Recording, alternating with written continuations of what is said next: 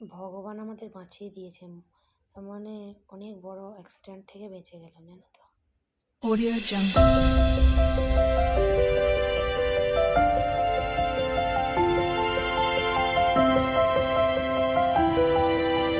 Audio Jungle. Good afternoon বন্ধুরা।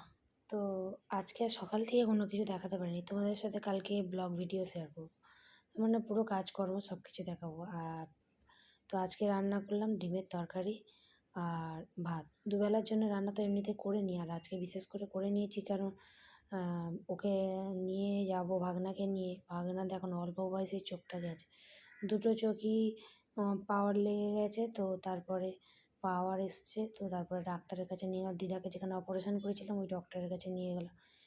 নিয়ে গিয়ে ওকে চোখ চেক আপ করালাম। তো ২৫০০ টাকার চশমা অর্ডার দিয়ে আসলাম, না চশমা পরলে আরও খারাপের দিকে চলে যাবে। তারপরে রাত্রেবেলা একটু চাউমিন নিয়ে আসলাম।